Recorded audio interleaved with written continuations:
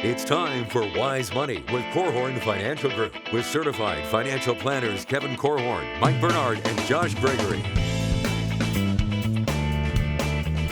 Welcome to another episode of the Wise Money Show with Korhorn Financial Group, where every week we're helping you take your next wise step in your financial life. Thanks for being here, friends. My name is Mike Bernard. I'm your host. I'm also one of the certified financial planners on the program. And with me in the KFG studios, my business partners and fellow CFPs, Kevin Korhorn and Josh Gregory. Tax planning is the proactive, creative work done before the end of the year or before you file your taxes to improve your tax picture. So what are some tax planning strategies you should consider implementing before the end of the year? That and more on this episode of The Wise Money Show. Hey, what do you want to talk about during Thanksgiving dinner? Oh, let's talk about taxes. This sounds terrible. Is that how it works at No, your Thanksgiving no, dinner? this is awful. But we're going to equip you if you'd like to have some side conversations about taxes, tax planning. That's what we're talking about now. We're talking about watching the Lions lose again. Yeah, there we go. Hey, not recently. anymore. Come Yeah. on. Oh, I know. Get on the bandwagon, I know. Kevin. No, I am. Listen, I think We're going to watch the Cowboys lose this year. I think Billy Sims is going to run for over 100 yards. If you have a question for the program, we'd love to hear from you. You can call or text us 574-222-2000. That's 574-222-2000. Online, wisemoneyshow.com is where you can find us. Reach out to us there as well. And then all over social media, wherever you're at, we are there as well. Search The Wise Money Show. Like Kevin said, tax planning is different from tax preparation. Most people think their financial life is separate. I do my insurance over here. I get my taxes done here. My retirement account's over there. I've got an attorney that helped me with my estate plan, and it's all separate. Guys, you have 6 areas to your financial life. Everyone does. And those 6 areas need to be considered and planned together. And you need to make financial decisions that bring synergy. And I don't know, guys, tax planning, we're obviously very passionate about it, but that's the proactive work that actually synthesizes and brings together, well, what decisions can I make that can improve as many of these 6 areas as possible? That's right. And especially this time of year, as we get close to the end of the year, you're running tax projections, hopefully. We talk about how that needs to be a steady and repeating part of the rhythm of your financial life. But tax projection work or tax planning is really one of the ways that you test your ideas in your financial life. You know, you look at different scenarios. Before you take the action, you want to know, how is this going to play out, especially in my tax picture? Because often your tax picture is one of the places where you can have some unintended consequences. You don't realize that, by taking that action, did I just hurt myself? So before you sell a stock or sell a rental property, or maybe if you're a business owner, go purchase a piece of equipment, can you test it to see, is this going to make an improvement, or what kind of impact will this have within my financial life? Yeah, when I think of tax planning, really, if you said, give me one word to describe tax planning, it's optimization. Because really, I want to optimize for the current year and what's happening this year, but also for the future years. And so there are various trade-offs. So the person who is helping you with your tax planning should coach you through the various trade-offs that you're going to have to make. And if you do this year, this is how it'll impact this year. But over time, the cumulative effect of that decision is going to look like this. And in almost all areas. And this, I would call tax planning a discipline. So when you think of what are the disciplines that you need in your life, and you think, well, for my health, I need certain disciplines. In my spiritual life, I need certain disciplines. In my financial life, I need certain disciplines. And this, I would consider this a discipline because you don't have to do it. Mm-hmm. It's kind of like sleeping in and skipping the workout. I mean, you can do that. You can get away with that. But over time, there's a cumulative effect, and if you are willing to sit down, roll up your sleeves, and work with a tax planner. Now, the difficult thing is a lot of times when we meet with new folks and say, "Hey, who's helping you with your tax planning?" They don't have a tax planner. Yeah, they'll say they're tax preparer, right? Which is different. So you really want to work with someone because tax preparation is compliance work. It's getting the right numbers in the right boxes. But tax planning is looking at your entire financial life and then figuring out, okay, what are my options? What can I do, and how do I optimize? Oftentimes, these proactive, creative strategies have a deadline. You've got to get them done to improve your tax picture by a certain time. And yes, there are some that you can do all the way up until April 15, your tax filing deadline. But there's also a handful. We're going to try to hit 8 of them today. It's ambitious. Yeah, we might get through one. But things that need to be done by the end of the year, by 12/31. So what is on your checklist to consider for tax planning here before the year runs out? First one, year-end tax planning strategy number 1 is to maximize your retirement contributions. Mm-hmm. And quickly, we can distinguish IRA, Roth IRA contributions. You have up until April 15 to do those. What we're talking about here is your 401k, 403b, your workplace retirement plan. Right, because those have to be funded out of your paycheck. And when the paychecks end for the year, your ability to keep contributing ends with it as well. So this is actually hopefully something that you've had on your radar for many months, that you caught early on in the year. Are you on pace to get to the contribution limits or the goal, the target that you're shooting for? But this is a moving target for a lot of people because the numbers change each year. The size of the bucket that you can contribute to has been steadily increasing over the years. So if you have a 401k at work, here in 2024, your contribution limit is $23,000 unless you're able to take advantage of the catch-up contribution, which adds another $7,500. Yeah, but that's got to come out of payroll. And so if you're looking and financially you have, I don't know, maybe you want to reach either those limits or increase your contribution here in the last couple of paychecks, I jump on that. Do that now. If you get a year-end bonus, something like that. We have a lot of people that reach out and say, okay, well, how much should I contribute out of my bonus? Well, that's a decision that you need to make before the end of the year. Yeah, and all retirement plans are not created equally. So when you look at a 401k, your 401k might be different than my 401k.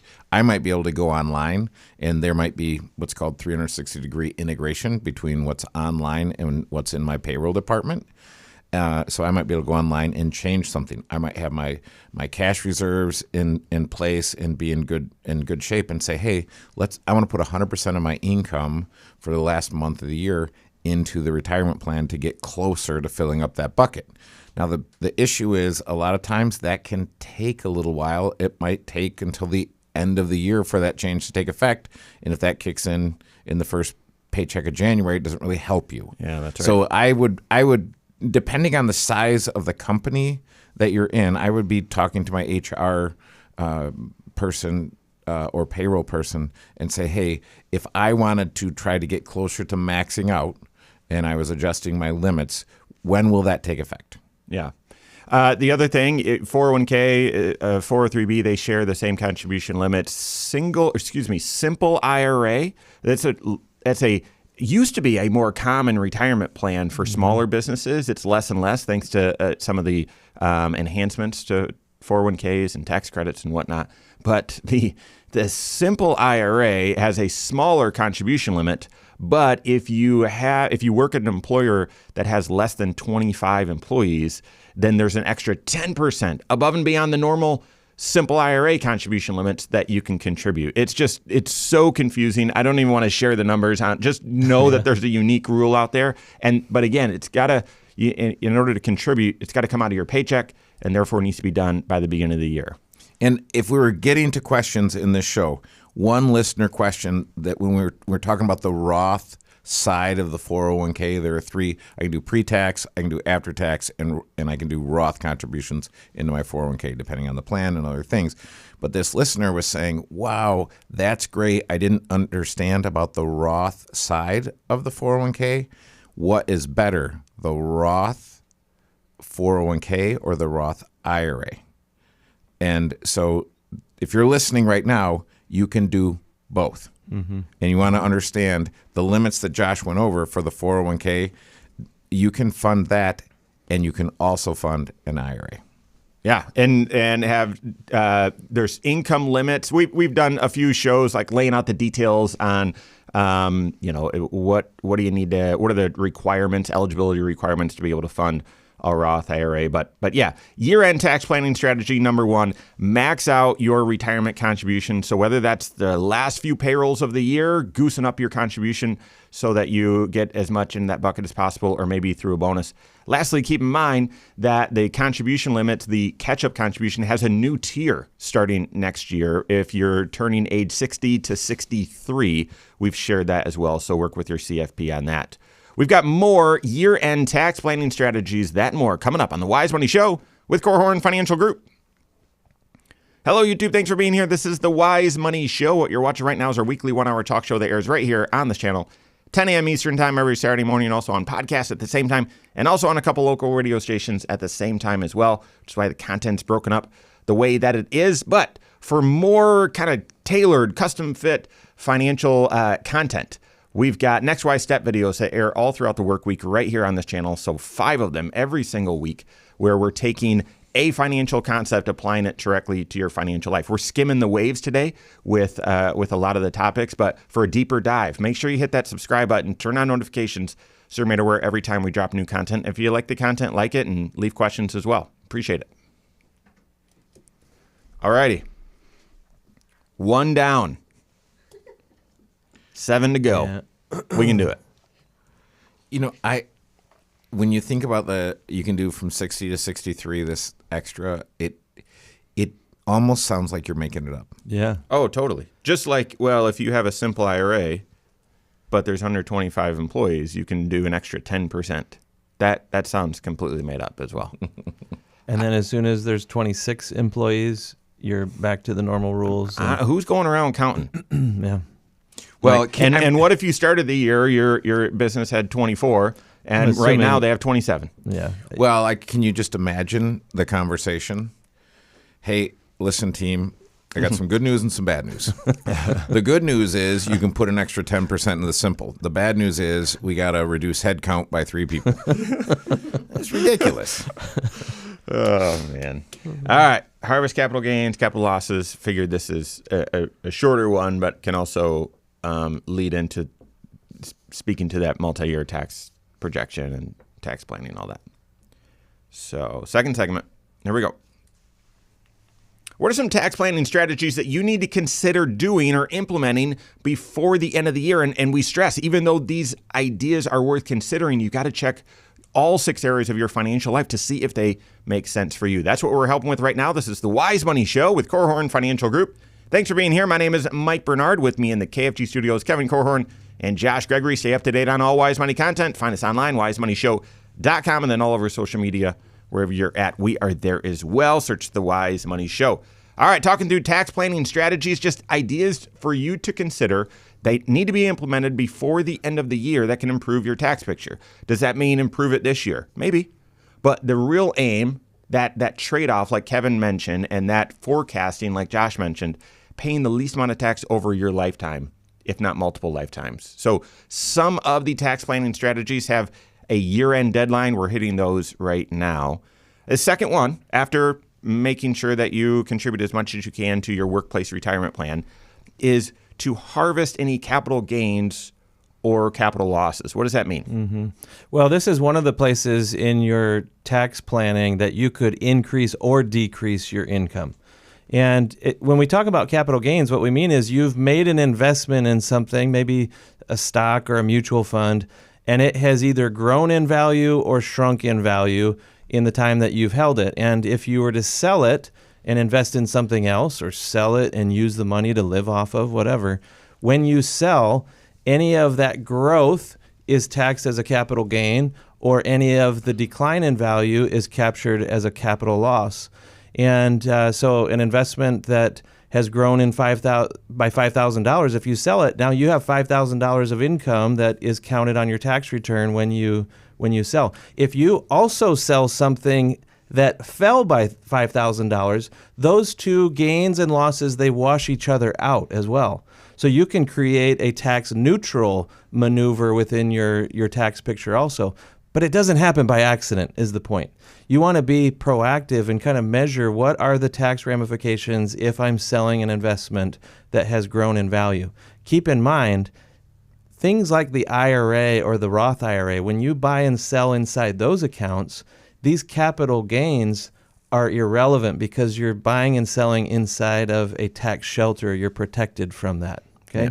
So we're talking about investments outside of your retirement accounts. Yep. And if, even though at least at the time of recording, the stock market has had a great year, if you're owning some individual investments or if you've got a diversified portfolio, some may be up and others may be down, depending also on when you've contributed. If the oldest dollars that you've contributed, there's a lot of gains there, but some of your new dollars, maybe in certain investments, there's a decline. And being intentional about which ones you rebalance or which adjustments you make in order to have a certain impact on your tax return. That's the big idea. Doing a multi-year tax projection to see, okay, what does the tax picture look like this year? Do we want to invite some gain in this year?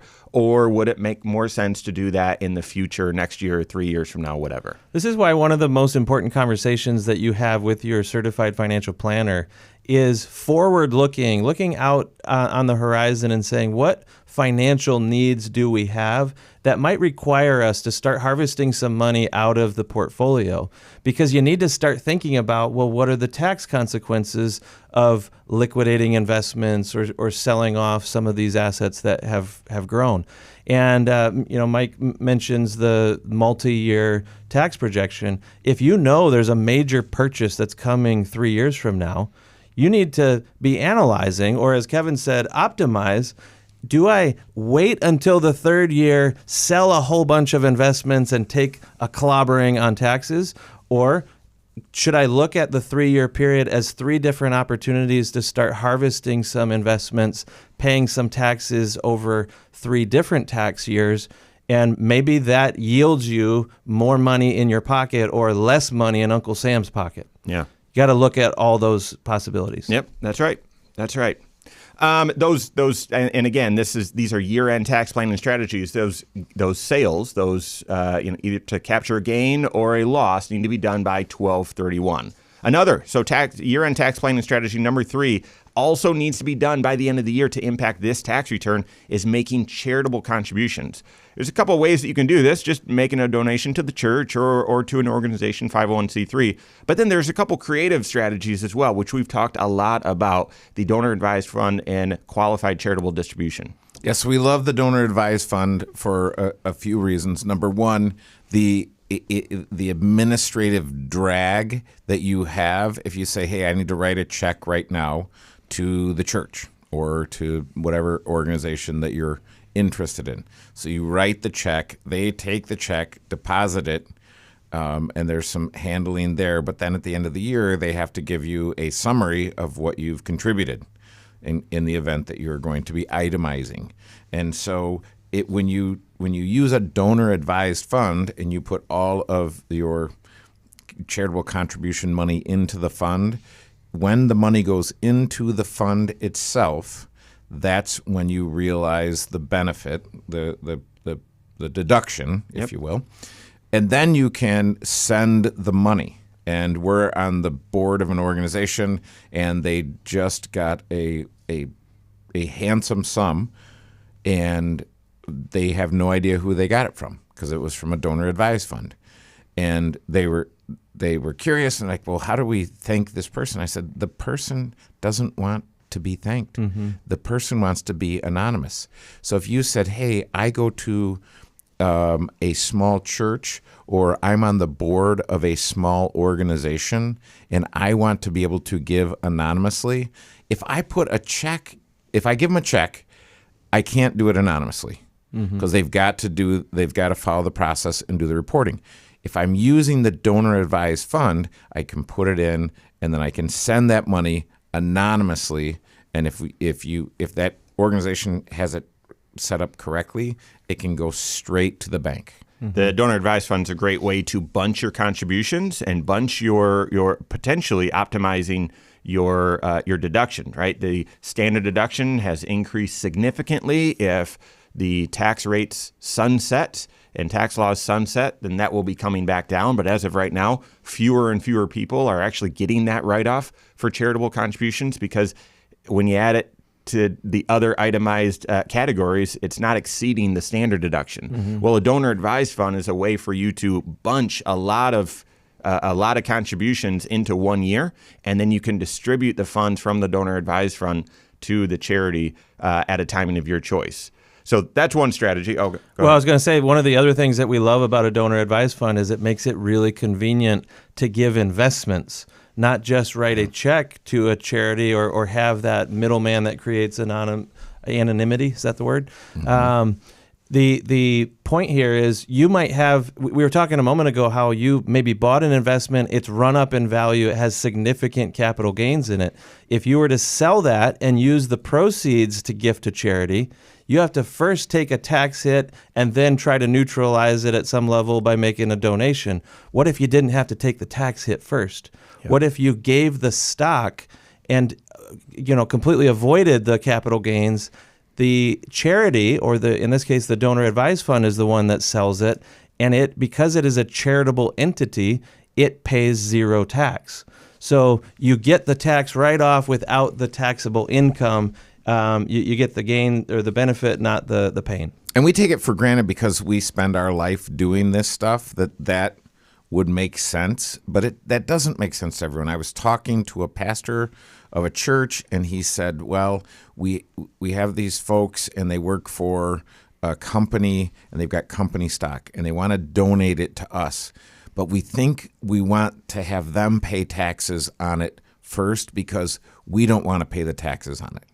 And he just didn't understand that, look, neither of you pay taxes if the actual stock itself is gifted, and certainly logistically, the easiest way to gift that stock is gift it directly into the donor advised fund, sell it immediately, and then make the grant. The other strategy we would tuck in here is the qualified charitable distribution. Now, in order to do this, you've got to be at least age 70 and a half. Yes, the required minimum distribution age has moved to 73, but for qualified charitable distribution, 70 and a half or older. And once you're there, you can make a donation directly from your IRA, directly to the charity, directly to the church. And in that way, money's come out of your IRA, but it's not taxable to you because it went directly to the church. So no need for you to report the income and then see if you can deduct the contribution. It goes directly to the end charity. So that's a great strategy as well. All right, we've got more year-end tax planning strategies that maybe you need to consider working with your certified financial planner, seeing if they make sense. So that more coming up on the Wise Money Show with Korhorn Financial Group. Halfway through. We got number 4 to hit. We're close. We're close. We're getting there. But again, this one's Roth conversion. We've done several full shows on this. So is it mostly a mention here? Yeah, and we can other shows. We can explain it, but as far as like, all right, when would you consider it? I don't know. It probably doesn't make sense to get to that depth. Mm-hmm. But we're doing good. Third segment. Here we go. Would it ever make sense to pay more taxes this year than you otherwise would normally do? It can. It can. And with proactive tax planning work, you might see that it's better for you to pay taxes this year and avoid it in the future. You got to be working with your CFP on that. That's what we're helping with right now. This is the Wise Money Show with Korhorn Financial Group. Thanks for being here. My name is Mike Bernard. With me in the KFG studios, Kevin Korhorn and Josh Gregory. Every episode of the Wise Money Show is on podcast. Wherever you listen, just search the Wise Money Show. Subscribe to it there. Follow us there. Rate the program there as well. We appreciate it. Talking about year-end tax planning strategies, many of these do help improve today's tax picture, but some of them cause you or is where you would invite paying some taxes this year so you can avoid it in the future. This is where Kevin mentioned at the beginning of the show, oftentimes the idea or the approach or the goal of tax planning is to optimize your tax picture, paying the least amount of tax over your lifetime, if not multiple lifetimes. We've talked about this next strategy a lot, the fourth year-end tax planning strategy, i.e. it needs to be done before 12/31. You got to rule in or rule out a Roth conversion. Mm-hmm. This is one of the ways that you can increase your income. If this is a year, right now, 2024, where you have room inside of a lower tax bracket or you can increase income without getting hit too hard with taxes. And yes, that's a question about which tax bracket you're in, but it's also, are there any tax credits or deductions that you might cause yourself to lose by doing this increased income? Or even financial aid. You know, if you are getting some need-based financial aid somewhere and increasing your income can hurt you there. For everybody else, we always are encouraging you to look at this as a possible strategy. Every year, you need to be ruling in or ruling out the Roth conversion, where you're basically taking IRA dollars that haven't been taxed and converting them over into a Roth account. That maneuver causes you to pay the tax in between, but you're doing so now instead of doing it out there in the future when maybe you'd be in a higher tax bracket. So this is all about picking what year do you want to pay tax on some of your retirement dollars. You got to consider that, right now we're unsure what's going to happen with the tax laws sunsetting, the Tax Cut and Jobs Act that was passed in late 2017, went into effect 2018, expanded tax brackets, lowered tax rates, introduced higher credits and so on. And so that might be a reason. Hey, I think if tax rates go back up or brackets shrink or maybe new taxes are created out there in the future, maybe I should pay tax today via a Roth conversion and have those dollars grow tax-free in the future. Just because you made one decision last year doesn't mean it's the same decision this year. You've got to look at this on an ongoing basis. Tax planning is not an event. It's an ongoing process. So work with your CFP on that. If you're doing a Roth conversion, you need to figure out how to pay the tax, whether you want to withhold or you've got other dollars to pay the tax on it. Tax planning strategy number 5, and this one actually spreads into, you have up until April 15, but we're going to explain why I would get it done this year if possible. That's max out your HSA. Yeah, this one's kind of like maxing out the 401k. If you're using an HSA and you're contributing out of your paycheck, which is the preferred way to do it simply because you save more money in taxes that way. You not only are going to save federal, state, and local taxes, but you can even save on payroll taxes or FICA taxes, as we would often call them. All of that is only possible when you contribute out of your paycheck. But again, just like we said in the earlier segment, the paychecks end at the end of the year, and so you can't keep on contributing that way past the end of the year. Make sure you're on pace to max this out. This is another one of the moving targets in your financial life as well, where the contribution limits are creeping higher. You might be on pace to contribute an amount that meets a prior year's contribution limit, and you just leave some contributions on the table and don't fully take advantage of it that way. So stay dialed into what are your contribution limits and make sure that you're on pace to hit them. Yeah, you can clean that up before your tax filing deadline. I think it's April 15th is the latest you can get that done. But for sure, it behooves you, if you are eligible to contribute via payroll, because of the multiple layers of taxes that you're saving there. And in 2024, if you're a married couple, you can put $8,300 in. In 2025, you can put $8,550. So those numbers keep getting bigger.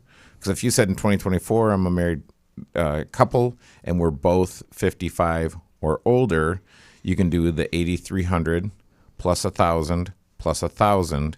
So basically, you can put $10,300 into your HSA. Isn't that incredible? And HSA is the Swiss Army knife of tax planning strategies, the trifecta of tax benefits: tax-free in, tax-sheltered growth, and tax-free out if for qualified medical expenses. Another reason to consider making a contribution to your HSA before the end of the year, even though you have up until April 15. If you make a if you have your HSA at your bank, same bank, you have your checking and savings account, you can transfer money into it. And most banks don't have a sophisticated system where they're going to say, okay, well, what year is this contribution for? If you make a contribution or transfer money into your HSA in February, typically the bank is not going to ask you, wait, is that for 2025 because we're in 2025, or did you mean that for 2024? And if you meant it for 2024, but it's not coded by the bank for 2024, I'm just going to tell you, you have stepped into a tar baby with your taxes. Like that is so complicated because tax forms are going to report that was a 2025 contribution, yet you're going to try and deduct it as a 2024. And there's going to be this he said, she said, and it's going to be a mess. Talked to lots of people who try to contribute as much as they can out of their paycheck into their HSA, but then do another contribution out of their pocket. And they've just said, yeah, I try to get it done by the end of the year because it just gets really messy if not done that way. Last thing, sort of honorable mention within this HSA idea. If you still have a flexible spending account, an FSA, you've got to, those dollars are use it or lose it. The HSA is not.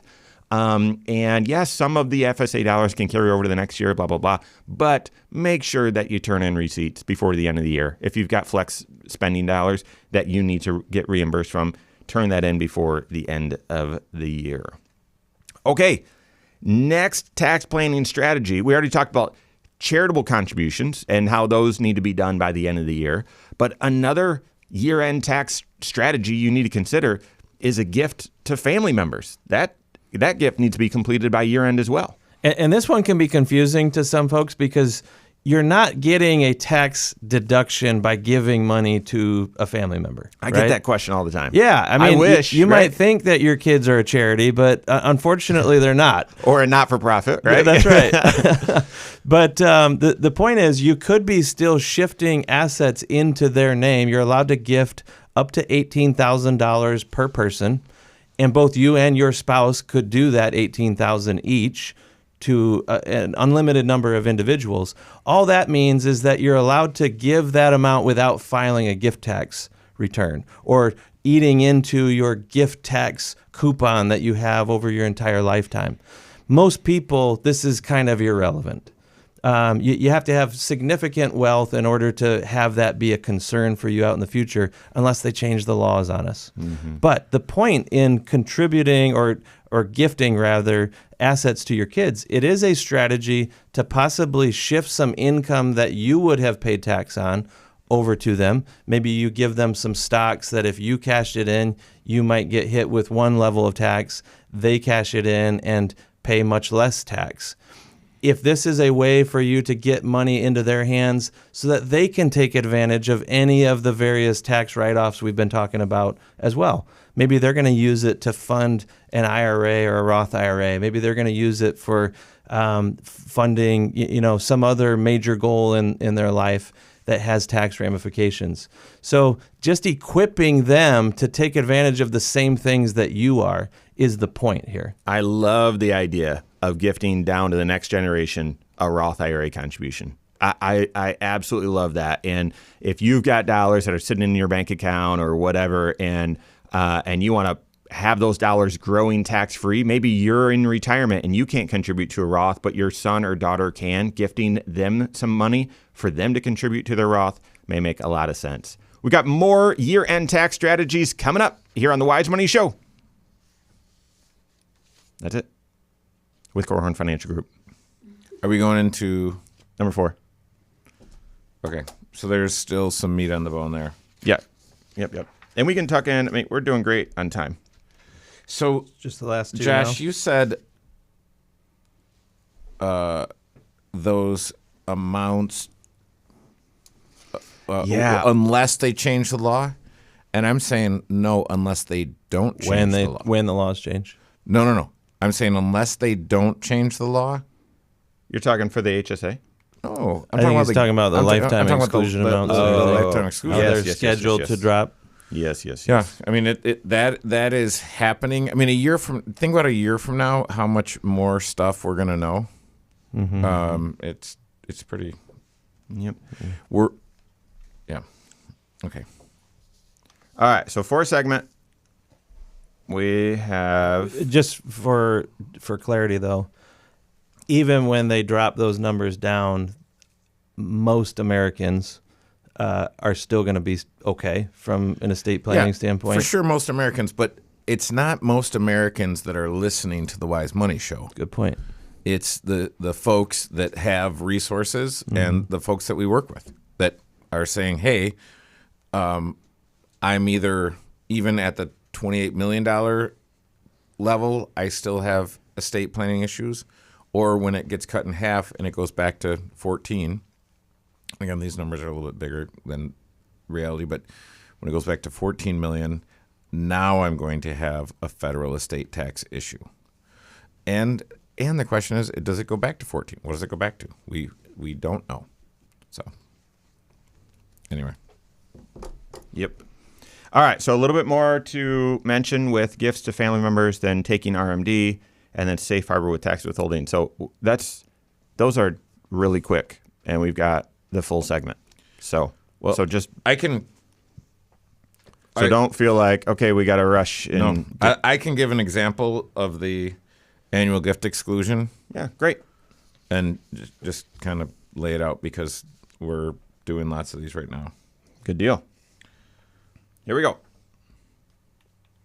Thanks for being here. This is the Wise Money Show with Korhorn Financial Group. My name is Mike Bernard. With me in the KFG studios, Kevin Korhorn and Josh Gregory. Every episode of the Wise Money Show, as well as a lot of other content, is on the YouTube channel. If you haven't done so, go check it out. Go to YouTube, search the Wise Money Show. Every episode that you're listening to right now is right there, but as well as a lot of other content all throughout the work week. We air next wise step videos, 8 minutes, 10 minutes, 12 minutes long, taking one financial concept, applying it to your financial life. Lots of content on strategies with HSA and or qualified charitable distributions. A lot of the topics we've hit today, we go very deep in with the content there. So go to YouTube, search the Wise Money Show, subscribe to it there, turn on notifications so you're right aware every time we drop new content. Talking about year-end tax planning strategies that have a deadline, got to get it done to impact this year's tax return. Got to get it done by the end of the calendar year. The sixth one that we mentioned is gifts to family members. Kevin, you got a little more to share. Well, I like what Joshua mentioned because you can give, let's just have a really simple example. You have a husband and wife and they have one child. That child is married and that couple has 2 kids. So husband and wife, so the husband can give to his daughter and son-in-law and each of the kids $18,000. And I know we're not supposed to do math on the radio, but that's $72,000. And the wife can do the same. So it ends up being $144,000. So mom and dad can give $144,000 to the kiddos without eating into their exemption, their federal estate tax exemption. And why does that matter? Well, and Josh made a great point. It's not everyone has an estate worth north of 26 million, but there are people listening and folks that we serve that's their situation. So this, for those folks, even if they gave 144, it doesn't really it doesn't do a lot, but it does something, and I think something is better than nothing. But now, if they cut those numbers in half, and I have an estate of 14 million, then I probably want to, because if the choice is the government, the charity, or my children or family members, I wouldn't put it in that order. I know that. No, but those are my those are your choices, right? And so likely, and you guys were talking about, our children a charity? Are they a not-for-profit? And I say, especially if my dad's listening, charity starts at home. Just Josh and Dad. But I do think that you if you have the opportunity and there's a risk that you're going to bump up against any kind of federal estate tax issues, to the extent that you can start giving money, and then the children on the receiving end, $144,000, it might change some things, but I would encourage those if your daughter and son-in-law are both working, I'd say, hey, use that money to fully fund your retirement plans. Yeah, right. Use that money to fund IRAs, or Roth IRAs even better. Use that money to fund the 529 up to where you can get either a credit or a deduction, depends on where you live. Unless you live in a place where there's no state tax, and then you get nothing. But I would, there's a lot of strategy to giving money to the next generation, because I'll ask the question, okay, mom and dad, are your daughter and son-in-law ready, if you were both gone today, to receive $14 million? And the answer is no. Well, what do you need to do to get them ready to receive that money? I mean, it's the same thing. What if I'm sitting on the couch and I'm 100 pounds overweight? Well, I need to take the next step towards getting in shape. And so for them, they need to build skill and character. And those, some people possess both of those at 18 and some possess neither at 68. So it's not age-based, but I would get them working with a financial advisor as well. Yeah. I like how you're kind of pointing to there are some families out there that have a net worth that is tens of millions, and they have some tax problems out in the future from an estate planning standpoint if they're not being proactive, and the annual gifts are a way for them to deal with that. There's also a whole group of people who I would ask the question, do you know that you have more than enough for retirement? For your own needs and your own lifetime, have you quantified how much is enough? And that's the whole point of a retirement projection, right? Your certified financial planner should be helping you chart a course that gets you to retirement and have enough assets, or define what is enough. But what if you have more than enough? We have clients all the time who say, you know what, part of my retirement planning is I want to test how much can I start shifting to the next generation because I have more than enough. And they've said in so many words that I want to get some of these assets to that next generation at a timing and in a method that gives the biggest impact in their financial life, or just their life in general. And because you could just hold on to it for your entire lifetime, and when you're 90 and they're 70, you could, leave the extras to your kids. But at that time, how much impact does it really have? Have they already done their own planning and they have enough? Is now a time when it could have a bigger impact, a bigger benefit to them? But the only way to know that is by making this part of your retirement planning conversation with your certified financial planner. That's right. All right. 2 more to share with you. Year-end tax planning strategies. This one really isn't much of a strategy, although you can strategize with it. And this is got to make sure that you take your required minimum distribution. Sometimes people say, do I have to? Yeah, that's what that required means. That's what that R means. Yep, you got to do that. So there's a calculation that's done based on your age and the value of your pre-tax retirement accounts. Hopefully that's all nestled in an IRA, whatever the value was on 12/31. And there's a calculation. If you're drawing out more than that, you're great. Good deal. But if you're not drawing out more than that, or maybe not drawing out anything, you need to withdraw at least this minimum amount, because the IRS has said you've avoided tax on this money for too long. Time to start paying the piper. And so you got to take out that required minimum distribution. Now, the reason why this is the 7th one that we're hitting, do your qualified charitable distribution first. Do that first. Mm-hmm. Also, do your tax planning first so you can see, well, how much do I need to withhold and so on. We're going to get to that next. Maybe you do your withholding out of your required minimum distribution as well. But you've got up until 12/31, and I would say it's okay to make it close. Don't make it too close. Get that money out by 12/31. Yeah, have a strategy. If you don't want to pay tax on that, then do a qualified charitable distribution. You can't, a lot of people say, well, can I just take this money then and convert it to my Roth IRA? You can't convert your required minimum distribution to your Roth IRA, but if you don't want to pay taxes on it, you can send it directly to a charity, or you pull it out and pay taxes on it, and you can gift it, or you can put it in a non-IRA account and then just keep it growing, just reduced by the taxes and growing. Yeah. One of the things that I love to watch with our financial planners on our team is them demonstrating to their clients years in advance, what are your required minimum distributions likely to be? And this could be 10, 15, 20 years down the road. It's because of the software, the tools that they're using to create these retirement forecasts. You can forecast what kind of required minimum distributions will I have out there in the future, and every year of retirement when I reach that age. And by quantifying that far enough in advance, you can start thinking about or strategizing Roth conversions that happen or are possible long before you get to retirement. Right? Now is the time to be considering Roth conversions. Not just waiting until you get to retirement. Yep. All right, last one here. Year-end tax planning strategy number 8.